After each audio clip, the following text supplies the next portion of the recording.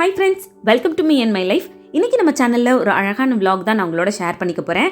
எப்பவும் போல் இந்த vlog வந்து யூஸ்ஃபுல்லாகவும் இருக்கும், என்டர்டெய்னிங்காகவும் இருக்கும். வாங்க வீடியோக்குள்ளே போகலாம். இன்றைக்கி இந்த vlog ஒரு சூப்பரான ஹேர் கேர் ரொட்டீனோட ஸ்டார்ட் பண்ணலான்னு பார்க்குறேன். இன்றைக்கி என்னோடய ஹேருக்காக ஒரு சூப்பரான பேக் வந்து ரெடி பண்ண போகிறேன். அது வந்து உங்களில் நிறைய பேருக்கு ரொம்ப ஹெல்ப்ஃபுல்லாக இருக்கும் அப்படின்றதுனால இந்த வீடியோவில் இன்க்ளூட் பண்ணியிருக்கேன். அதுக்கு தேவையான ஒரு இன்க்ரீடியண்ட்டை நம்மளோட பால்கனிலேருந்து பறிச்சிட்ருக்கேன். அது வேறு ஒன்றும் இல்லை, செம்பருத்தி இலை. அதுலேருந்து ஒரு 4 இலை கட் பண்ணி எடுத்துக்கிட்டேன். இதில் வந்து 2 ஸ்பூன் அளவுக்கு வெந்தயம் முதல் நாளே ஊற வச்சு எடுத்து வச்சுருக்கேன். இந்த தண்ணியோடு சேர்த்து இந்த வெந்தயத்தை நம்ம மிக்ஸி ஜாரில் சேர்த்துக்க போகிறோம். வெந்தயம் வந்து உங்களோட ஹேரோட லென்த்தை பொறுத்து எவ்வளோ தேவையோ அதுக்கு தகுந்த மாதிரி சேர்த்துக்கோங்க. இப்போது இது கூட நம்ம பறித்து எடுத்துகிட்டு வந்த செம்பருத்தி இலையை சேர்த்தாச்சு. கூடவே ஒரு 10-15 கருவேப்பிலை இலை சேர்த்துக்கிறேன். இப்போ இது எல்லாத்தையும் நல்லா அரைச்சி எடுத்துக்கலாம். நல்லா நைஸாக இந்த மாதிரி அரைச்சி எடுத்துக்கணும். இப்போ இதை ஒரு பவுலுக்கு மாற்றிட்டு இதில் இன்னும் ஒரு இன்க்ரீடியன்ட் வந்து சேர்க்கணும். என்ன அப்படின்றதையும் நான் உங்களுக்கு சொல்கிறேன்.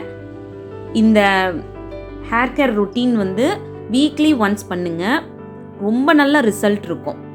ஸோ இப்போ இதில் வந்து கொஞ்சமாக தண்ணி மட்டும் மிக்ஸ் பண்ணிவிட்டு கூடவே தேங்காய் எண்ணெய் வந்து சேர்த்துக்க போகிறேன். நல்லா உங்களுக்கு செக்கில் ஆட்டின தேங்காய் எண்ணெய் எல்லாம் கிடச்சிச்சின்னா இன்னும் பெஸ்ட் அப்படின்னே சொல்லலாம். அப்படி இல்லைன்னா பியூர் கோகோனட் ஆயில் உங்களுக்கு எப்படி கிடைக்குதோ அதை வாங்கி இதில் ஆட் பண்ணிக்கலாம். இப்போது இந்த ஸ்பூனில் 1 ஸ்பூன் அளவுக்கு கோகோனட் ஆயில் இது கூட சேர்த்துக்கிறேன். இப்போ இது எல்லாத்தையும் நல்லா மிக்ஸ் பண்ணி எடுத்துக்கலாம். நான் வந்து காட்டுற கன்சிஸ்டன்சியில் நீங்கள் மிக்ஸ் பண்ணி வச்சுக்கோங்க. அப்போ தான் உங்களோட ஹேரில் அப்ளை பண்ணும்போது நல்லா வந்து அப்ளை பண்ண முடியும். கொஞ்சம் திக்காக இருந்துச்சுன்னா நமக்கு வந்து அந்த முடியில் அப்ளை பண்ணுறதுக்கு வந்து சரியாக வராது, அங்கங்கே அப்படியே திட்டாக வந்து ஒட்டிக்கும். ஸோ அதனால் இந்த கன்சிஸ்டன்சியில் மிக்ஸ் பண்ணி வச்சுட்டு தலையை நல்லா வாரிட்டு அதுக்கப்புறம் இந்த ஹேர் பேக்கை வந்து அப்ளை பண்ணுங்கள். உங்களுக்கு டேண்ட்ரஃப் ப்ராப்ளம்லாம் இருந்துச்சுன்னா இது கூட கொஞ்சம் வேப்பிலை எல்லாம் சேர்த்துக்கோங்க. அப்புறம் உங்களோட பாடி வந்து ஹீட்னால முடி கொட்டுற ப்ராப்ளம் இருந்துச்சுன்னா கொஞ்சமாக ஆலோவேரா ஜெல் கூட இந்த பேக்கோட சேர்த்துக்கலாம். சேர்த்து நல்லா மிக்ஸ் பண்ணிவிட்டு இந்த மாதிரி ஸ்கேல்ப்லேருந்து முடியோட எண்டு வரைக்கும் நல்லா அப்ளை பண்ணிவிட்டு அப்புறம் ஒரு பன் மாதிரி போட்டுக்கோங்க. போட்டுட்டு ஒரு 1/2 அன் ஹவர் அப்படியே விட்டுட்டு அதுக்கப்புறம் ஹேர் வாஷ் பண்ணலாம். நான் இப்போது வந்து அப்ளை பண்ணதுக்கப்புறமா ஒரு 1/2 அன் ஹவர் அப்படியே விட்டுற போகிறேன். அதுக்கப்புறம் ரெகுலராக எப்போவும் ஷாம்பு போட்டு வாஷ் பண்ணுவேன், அந்த மாதிரி வாஷ் பண்ணிட்டு வந்து காட்டுறேன்.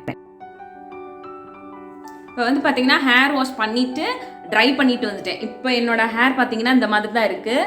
நல்லா வந்து ஷைனிங்காகவும் இருக்குது, சாஃப்டாகவும் இருக்குது. நம்மளோட ஹேர் வந்து ரொம்ப ட்ரையாக இருக்குது அப்படின்ற பட்சத்தில் இந்த ஒரு பேக் வந்து தாராளமாக ட்ரை பண்ணலாம். சூப்பரான ரிசல்ட் இருக்கும். நான் வீக்லி ஒன்ஸ் வந்து ட்ரை பண்ணுவேன்.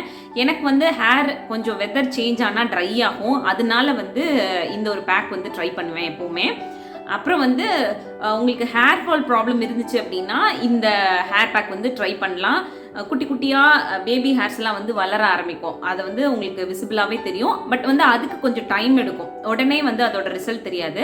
உங்களுக்கு ரொம்ப ட்ரையான ஹேர் இருக்கவங்களுக்கு மட்டும் ரிசல்ட் பார்த்திங்கன்னா உடனே தெரியும். நீங்கள் வாஷ் பண்ணிட்டு வந்ததுமே உங்களோட முடி வந்து அவ்வளோ சாஃப்டாக இருக்கும். உங்களுக்கு சைனஸ் ப்ராப்ளம் இருந்துச்சுன்னா இதை வந்து கண்டிப்பாக அவாய்ட் பண்ணிக்கோங்க. ஏன்னா டக்குன்னு சளி பிடிச்சிக்கும், தலையில் நீர் கோர்த்துக்கும். அதனால வந்து அதை அவாய்ட் பண்ணிக்கோங்க. உங்களுக்கு வந்து லைட்டாக குளிர்ச்சியாக ஏதாவது உடம்புக்கு சேர்த்திங்கன்னா கூட டக்குன்னு சளி பிடிச்சிக்கும், ஜலதோஷம் பிடிச்சிக்கும் அப்படின்றவங்க ஒரு 15 to 20 மினிட்ஸ் வரைக்கும் வச்சுட்டு உடனே வாஷ் பண்ணிடுங்க. நீங்கள் ரெகுலராக ஷாம்பு வாஷ் பண்ணுவீங்கன்னா ஷாம்பு யூஸ் பண்ணி வாஷ் பண்ணிக்கலாம், இல்லை ஷேக்கா யூஸ் பண்ணி கூட வாஷ் பண்ணிக்கலாம். இல்லை நார்மலாக அப்ளை பண்ணிவிட்டு நார்மல் வாட்டரில் நீங்கள் வாஷ் பண்ணிவிட்டு ட்ரை பண்ணுறதா இருந்தாலும் பண்ணலாம். அது உங்களோட இந்த ஹேர் பேக்கை ட்ரை பண்ணி பார்த்துட்டு எப்படி இருந்துச்சுன்னு மறக்காமல் எனக்கு கமெண்ட் பாக்ஸில் ஷேர் பண்ணுங்கள்.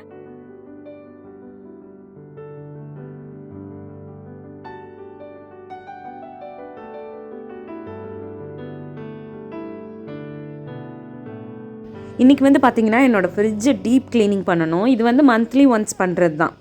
ஸோ எனக்கு மந்த்லி ஒன்ஸ் வந்து எந்த டைம் கிடைக்குதோ ஃப்ரூட்ஸ் வெஜிடபிள்ஸ் எல்லாம் ஃப்ரிட்ஜில் கம்மியாக இருக்க டைமாக பார்த்து ஒரு டீப் க்ளீனிங் பண்ணி வச்சுருவேன். இந்த மாதிரி பண்ணி வச்சிட்டோன்னா அந்த மந்த் ஃபுல்லாகவே நல்லா க்ளீனாக நம்ம மெயின்டைன் பண்ணிக்க முடியும்.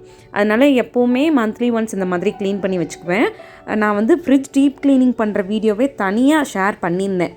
இது வரைக்கும் பார்க்கல அப்படின்னா ப்ளேலிஸ்ட்டில் செக் பண்ணி பாருங்கள். நான் டிஸ்கிரிப்ஷன் பாக்ஸ்லேயும் அதோட லிங்க் கொடுக்குறேன், கிளிக் பண்ணி பாருங்கள். என்ன மாதிரி என்னோடய ஃப்ரிட்ஜை வந்து டீப் க்ளீனிங் பண்ணி என்ன திங்ஸ் எல்லாம் வந்து அதில் ஸ்டோர் பண்ணுவேன் அப்படின்றத பற்றி டீட்டெயில்டாக வீடியோ வந்து ஷேர் பண்ணியிருக்கேன். ஸோ இன்றைக்கி வந்து மதியம் லஞ்ச் பண்ணுறதுக்கு முன்னாடி இந்த ஃப்ரிட்ஜ் டீப் க்ளீனிங்கை முடிச்சிடலாம் அப்படின்னு பார்க்குறேன். ஏன்னா கண்டிப்பாக டைம் ஆகும். ஒரு ஃப்ரிட்ஜு க்ளீன் பண்ணுற வேலையை ஸ்டார்ட் பண்ணோன்னா உள்ளே டீப் க்ளீன் பண்ணி முடித்து அதுக்கப்புறம் இந்த ட்ரே எல்லாத்தையும் க்ளீன் பண்ணி திருப்பி ஆர்கனைஸ் பண்ணி வைக்கிறதுக்கு கண்டிப்பாக டைம் எடுக்கும். எப்படியும் ஒரு 1 ஹவருக்கு மேலே ஆகிடும். ஸோ அந்த க்ளீனிங் ஒர்க் வந்து இந்த மாதிரி ஒரு தடவை நம்ம மந்த்லி ஒன்ஸ் பண்ணி வச்சுறதுனால அந்த மந்த் ஃபுல்லாக நம்ம சூப்பராக அதை வந்து மெயின்டைன் பண்ணிக்க முடியும். அப்படியே என்னோடய க்ளீனிங் வேலைகளை பார்த்துக்கிட்டே ஒரு சில விஷயங்கள் வந்து நான் உங்களோட ஷேர் பண்ணிக்க போகிறேன். இது கண்டிப்பாக அவங்க எல்லாருக்குமே யூஸ்ஃபுல்லாக இருக்கும். நிறைய பேர்த்துக்கு இது தெரிஞ்ச டிப்ஸாக கூட இருக்கலாம். பட் நம்ம வந்து ஃபாலோ பண்ணாமல் இருக்கலாம். இனிமேலாவது இதை வந்து ஞாபகம் வச்சு ஃபாலோ பண்ணுறது உங்களுக்கு ரொம்ப யூஸ்ஃபுல்லாக இருக்கும். ஏன்னா இந்த விஷயங்கள் எல்லாமே எனக்கு யூஸ்ஃபுல்லாக இருந்துச்சு. அதனால நான் உங்களோட ஷேர் பண்ணிக்க போகிறேன்.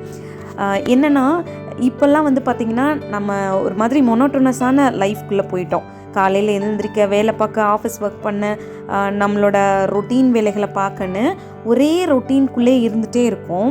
இப்படி ஒரே ரொட்டீன்குள்ளே இருக்கும்போது பார்த்திங்கன்னா நமக்கே தெரியாமல் நம்ம சில நேரங்களில் நம்மளோட எனர்ஜி வந்து ரொம்ப லோ ஆகிற மாதிரி ஃபீல் பண்ணுவோம். நம்ம வந்து ரொம்ப சோர்வாக இருக்க மாதிரி ஃபீல் ஆகும். நம்ம மனசே ஒரு சில நேரங்களில் டல்லாக இருக்க மாதிரி ஃபீல் ஆகும்.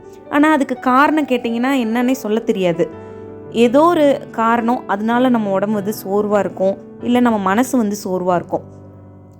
இதுக்கு வந்து நம்மளோட பர்சனல் ப்ராப்ளம்ஸ் இல்லை நம்மளோட அஃபிஷியலாக சில ப்ராப்ளம்ஸ் அப்படின்றதெல்லாம் தாண்டி நான் இப்போ சொல்ல போகிற விஷயங்களுமே நம்மளை மனசளவுலையும் உடம்பளவுலையும் சோர்வாக்குறதுக்கு காரணங்கள். இதை வந்து நான் ரீசண்டாக நானே என்னோடய லைஃப்பில் கொஞ்சம் அனலைஸ் பண்ணி பார்க்க ஆரம்பித்து தான் உங்களோட நான் ஷேர் பண்ணிக்கிறேன். நான் அதை வந்து கொஞ்சம் சரி பண்ணிக்க ஆரம்பித்து ஒரு ரொட்டீன்குள்ளே போயிட்டேன். அந்த ஒரு ரொட்டீன் வந்து எனக்கு ரொம்ப யூஸ்ஃபுல்லாக இருக்குது. ஸோ அதனால தான் நான் உங்களோட ஷேர் பண்ணிக்கிறேன். ஏன்னா உங்களுக்கும் அது யூஸ்ஃபுல்லாக இருக்கும் அப்படின்றதுனால. என்னென்னா உங்களுக்கு எப்போல்லாம் வந்து எனர்ஜி லெவல் லோவாக இருக்க மாதிரி ஃபீல் பண்ணுறீங்க, இல்லை வந்து ரொம்ப டயர்டாக இருக்கீங்க, டல்லாக இருக்க மாதிரி ஃபீல் பண்ணுறீங்க அப்படின்னா நீங்கள் கொஞ்சம் யோசிச்சு பாருங்கள் உங்களோட ரொட்டீன் லைஃப் எப்படி போயிட்டுருக்கு அப்படின்னு.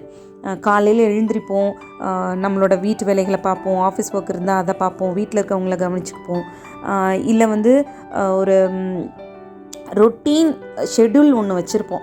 அதையே தான் திரும்ப திரும்ப பண்ணிக்கிட்டே இருப்போம். ரெகுலராக அதே ரொட்டீன்குள்ளே இருக்கிறதுனால நமக்கே அறியாமல் நம்மளோட மூளையாக இருக்கட்டும், நம்மளோட மனசாக இருக்கட்டும் கண்டிப்பாக சோர்வாகும். அப்படி சோர்வாகும்போது தான் நம்ம உடம்பும் வந்து சோர்வாகி நம்ம வந்து எனர்ஜி லோவாக இருக்க மாதிரி ஃபீல் பண்ணுவோம். ஸோ அதனால் நம்மளோட ரொட்டீனை அப்பப்போ கொஞ்சம் சேஞ்ச் பண்ணிக்கணும். அப்படி நம்ம சேஞ்ச் பண்ணக்கூடிய ரொட்டீன் வந்து நமக்கு ரொம்ப கம்ஃபர்டபுளாக இருக்க மாதிரியும் நம்மளோட ஃபிசிக்கல் ஹெல்த்துக்கும் மென்டல் ஹெல்த்துக்கும் ரொம்ப யூஸ்ஃபுல்லாக இருக்க மாதிரியும் பார்த்துக்கணும். மார்னிங் எழுந்திரிச்சிங்கன்னா ரெகுலராக வந்து ஒரு சின்ன எக்ஸசைஸ் பண்ணுங்கள். இதை வந்து ஒரு நாள் பண்ணிவிட்டு ஒரு 2 நாள் விட்டுட்டு அப்படி பண்ணாமல் ரெகுலராக பண்ணுங்கள். ஒரு 1 வீக் தொடர்ந்து பண்ணும்போதே கண்டிப்பாக உங்களுக்குள்ள நிறைய சேஞ்சஸ் வந்து தெரியும். அதே மாதிரி ஒரு நல்ல ஒரு டயட் ஃபாலோ பண்ண ஆரம்பிங்க.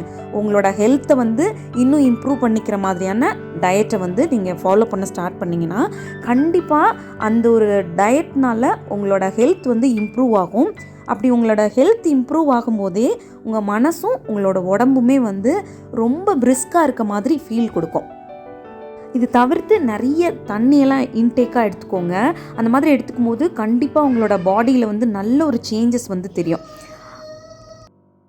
நான் இப்போ சொன்ன சின்ன சின்ன விஷயங்களை உங்கள் லைஃப்பில் ரொட்டீன் பண்ணி பாருங்கள்.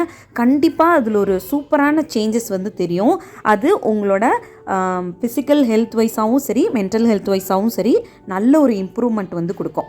ஸோ ட்ரை பண்ணி பார்த்துட்டு மறக்காமல் உங்களோட கமெண்ட்டை வந்து எனக்கு ஷேர் பண்ணுங்கள்.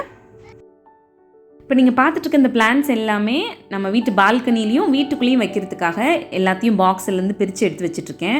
என்னடா இது பாக்ஸ்லேருந்து பிரித்து எடுத்து வச்சுட்ருக்கேன்னு பார்ப்பீங்க. இது எல்லாமே நமக்கு கொரியரில் வந்தது. என் ஹஸ்பண்டோட ஃப்ரெண்ட் வந்து என் ஹஸ்பண்ட்க்கு கிஃப்ட் பண்ணினாங்க. ஒரு வெப்சைட்லேருந்து ஆர்டர் பண்ணியிருந்ததுனால இது எல்லாமே இந்த மாதிரி பார்சலில் வந்துருந்துச்சு. நர்சரி லைவ் அப்படின்னு சொல்லிட்டு ஒரு வெப்சைட். அது ரொம்ப நல்லா பேக் பண்ணி கொடுத்துருந்தாங்க. எல்லாமே சேஃபாக வந்துருந்துச்சு. ஸோ எல்லாத்தையும் எடுத்து பிரித்து வச்சுட்டு இருந்தேன். இனிமேல் தான் இதெல்லாம் எங்கெங்கே வைக்கணும் அப்படின்னு சொல்லிட்டு டிசைட் பண்ணணும். நெக்ஸ்ட்டு vlogல நான் உங்களுக்கு ஷேர் பண்ணுறேன் இது என்ன மாதிரியான பிளான்ஸு எங்கெல்லாம் வைக்கலாம் அப்படின்னு சொல்லிட்டு. அவ்வளோதான், இந்த vlog இதோட முடியுது. இந்த vlogல நான் ஷேர் பண்ணியிருந்த விஷயங்கள்லாம் உங்களுக்கு யூஸ்ஃபுல்லாக இருந்திருக்கும் அப்படின்னு நினைக்கிறேன். இன்னொரு யூஸ்ஃபுல்லான வீடியோவோட நான் உங்களை மீட் பண்ணுறேன். இந்த வீடியோ பிடிச்சிருந்தா மறக்காமல் லைக் பண்ணுங்கள். இன்னும் நம்ம சேனலை சப்ஸ்கிரைப் பண்ணலைன்னா ப்ளீஸ் சப்ஸ்கிரைப் பண்ணிக்கோங்க. அப்படியே பக்கத்தில் வர பெல் ஐக்கானை கிளிக் பண்ணி வச்சுக்கோங்க. அப்போ தான் நான் ரெகுலராக போடக்கூடிய வீடியோஸ்லாம் உங்களை வந்து சேரும். தேங்க்யூ.